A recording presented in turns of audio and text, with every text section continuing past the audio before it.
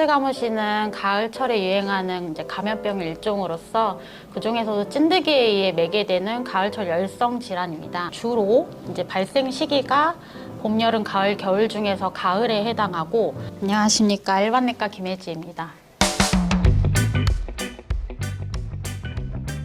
안녕하세요. 궁금한 의학 지식을 콕 집어 물어봐 드립니다. 질환 포커스 김영석입니다. 반갑습니다. 자, 질환 포커스 저희가 오늘 첫 시간인데요. 네. 첫 시간으로 영광스럽게 과장님을 저희가 초빙하게 되었습니다. 오늘 잘 부탁드리겠습니다. 저도 영광입니다. 잘 감사합니다. 부탁드리겠습니다. 네, 그럼 오늘 질환 포커스 시작하겠습니다. 오늘은 가을을 맞아 쯔쯔가무시 질환에 대해서 알아볼 건데요. 네, 쯔쯔가무시 어떤 질병인지 소개해 주실 동강병원 일반내과 김혜지 과장님이십니다. 안녕하십니까, 일반내과 김혜지입니다. 가을이 되면은 쯔쯔가무시라는 말이 많이 떠오르는데요. 이 쯔쯔가무시 어떤 질환입니까? 쯔쯔가무시는 가을철에 유행하는 감염병 일종으로서 그 중에서도 찐득이에 의해 매개되는 가을철 열성 질환입니다. 가을철 열성 질환이라고 하면은 조금 더 일반인들이 알아듣기 쉽게 이해하려면 어떻게 이해하면 좋을까요? 왜 가을철 열성 질환이라고 불리냐 하면은 주로 발생 시기가 봄, 여름, 가을, 겨울 중에서 가을에 해당하고, 특징적으로 여러 가지 증상들 중에서도 발열을 특징으로 나타나게 되는 질환이고요. 그렇다면 주 감염 경로는 어떻게 보통 진행이 될까요? 결국은 찐득이 중에서도 털 진드기에 의해서 매개되게 되는데, 이 털 진드기는 생활사가 알에서 유충, 약충, 성충 이런 생활사를 거치게 되는데, 이 중에서도 유충일 때 사람의 피부에 흡착해서 피부 조직이나 체액을 흡인하는 과정에서 이 쯔쯔가무시라는 병을 일으키게 됩니다. 제가 산 같은 데 가면은 아무 때나 막 눕거나 이렇게 주저앉고 이러거든요. 네. 걱정이 갑자기 되는데 요 걸리면 어떤 증상이 보통 나타납니까? 진드기 중에서도 오리엔티아 쯔쯔가무시라는 균에 감염된 털 진드기 유충이 사람을 물게 되면, 물리고 나서 바로 증상이 나타나는 건 아니고 한 1주에서 3주 정도 잠복기를 거친 이후에 증상이 발생하게 되는데, 갑작스럽게 고열이 생기고 두통이 발생할 수 있고, 전신에 좁쌀 크기의 발진이 생기기도 하고, 폐에 침입이 되면 기침이 발생하거나 소화기 쪽으로 증상을 일으키면 소화불량 같은 증상이 발생하기도 합니다. 그렇다면 증상 중에 저희 피부에 나타나는 특정 양상이 있나요? 좋은 말씀해 주셨는데요. 우리가 쯔쯔가무시라는 병을 진단할 때도 가피를 발견하는 것이 중요한데, 털 진드기의 물린 부위에 보통은 크기는 한 5mm에서 2cm 정도 되는 가피가 생기게 되는데, 처음에는 수포처럼 발생을 했다가 점점 시간이 지나면서 흑색으로 변하고 딱지가 않게 되는데요. 이게 특별히 잘 생기는 부위가 있는데, 저희가 흔히 스팜 체내 부위에 잘 생긴다고 합니다. 복부나 서해부, 아니면 전방 흉부, 그리고 상지나 하지, 그리고 머리 쪽에도 발생할 수 있습니다. 그렇다면은 특별히 10월이나 11월 가을철에 쯔쯔가무시를 조심해야 되고, 그때 또 유독 환자가 많은 이유가 따로 있을까요? 결국은 오리엔티아 쯔쯔가무시에 감염이 된 털 진드기에 의해서 매개가 되는데, 털 진드기의 경우에 9월부터 개체 수가 증가하기 시작하고, 이게 11월에 절정을 이루게 되고요. 이후에는 12월부터 급격하게 감소하기 때문에 이 양상에 맞춰서 결국 유충도 9월에 나타나서 10월이나 11월에 증가했다가 12월에 감소하기 때문에 쯔쯔가무시 유충이 활동하는 시기에 맞춰서 환자군도 많아지는 것으로 나와 있고, 또 특히나 이 시기에는 우리나라의 사람들 같은 경우에 벌초를 하거나 밤을 따기 때문에 또 유독 잘 걸리는 걸로 돼 있습니다. 보통 사람들이 피부에 무슨 질환이 있다거나 하면은 네. 이거 전염성이 있거나 하면 옳는 거 아닌가? 이렇게 막 좀 고민하게 될 수도 있는데요. 혹시 쯔쯔가무시 병도 전염성이 있는 질환입니까?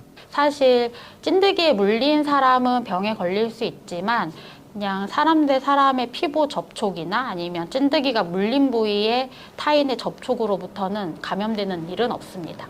쯔쯔가무시 병이라고 확실하게 진단하는 방법이 따로 있습니까? 결국은 쯔쯔가무시 진단은 임상 증상과 그리고 혈청학적 검사 결과 등을 종합해서 진단을 할 수 있는데, 가피를 찾는 것이 진단을 하는 데 있어서 제일 중요하다고 할 수 있겠습니다. 그래서 특히 이런 가을 시기에 환자분들이 열을 호소하면서 전신에 발진이 생겨서 오시면 저희는 이제 환자 몸 구석구석을 뒤져보게 됩니다. 가피를 찾기 위해서요. 그래서 가피를 찾게 되면 사실 쯔쯔가모시는 임상적으로 진단을 보통은 내리게 되고요.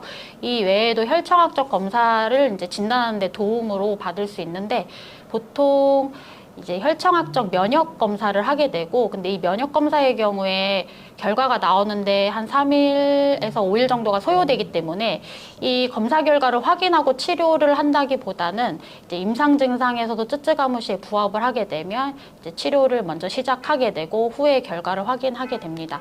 그리고 이 외에도 이제 혈청학적으로 분자 진단 검사, 우리가 흔히 PCR이라고 부르는 검사를 하거나 아니면 가피 자체에서 PCR 검사를 나갈 수도 있습니다. 그렇다면 쯔쯔가무시 진단을 받은 환자가 치료 방법이 어떻게 되는지요? 자체의 치료는 이제 쯔쯔가무시에 특정하게 듣는 항생제를 쓰게 되고 보통은 경구 항생제 처방을 하게 됩니다. 이게 잠복기가 긴 질환이다 보니까 환자분들이 증상이 발생해서 병원에 오시면 많이 힘들어 하십니다.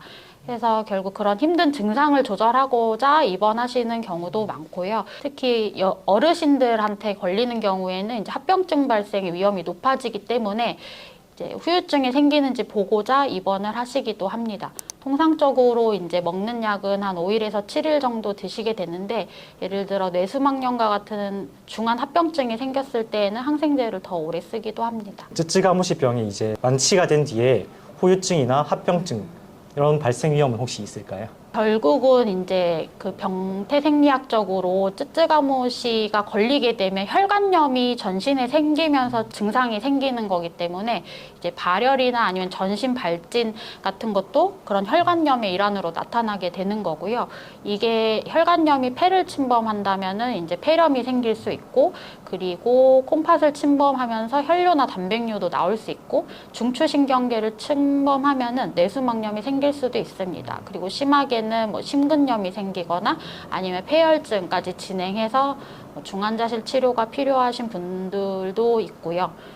사망률은 한 많게는 30%까지 보고되고 있습니다. 생각보다 무서운 네. 병이었습니다. 쯔쯔가무시 병을 특별히 조심해야 될 환자나 뭐 특정적인 그런 위험군 같은 게 있을까요? 쯔쯔가무시에 감염된 찐득이에 물렸을 때 생길 수 있기 때문에 가을철에 야외 활동을 하시는 분들은 특히 조심하셔야겠습니다. 그렇다면은 이 쯔쯔가무시 병을 예방할 수 있는 예방 수칙은 어떻게 될까요? 결국은 찐득이에 물리지 않으면 쯔쯔가무시는 걸리지 않습니다. 가을철엔 또 단풍도 들고 날씨도 좋고 하다 보니 야외 활동이 늘어날 수밖에 없습니다. 그런 경우에는 이제 긴 팔과 이제 긴 바지 옷을 입으셔야 되는데, 이게 소매에 고무줄이 달린 옷을 입으셔야 찐득이가 들어가는 것을 막을 수 있고요. 근데 이 찐득이는 사실 고무줄을 뚫고도 들어올 수 있습니다. 그래서 예를 들어 제초 작업을 한다든지 농사를 지으시면서 찐득이에 노출될 위험이 많은 분들은 이제 찐득이 기피제를 뿌리고 작업을 하시는 것이 좋습니다. 그리고 예를 들어 가을철에 잔디 같은 데서 야외 활동을 하시는 경우에는 반드시 돗자리 같은 것을 깔고 앉는 것이 중요합니다.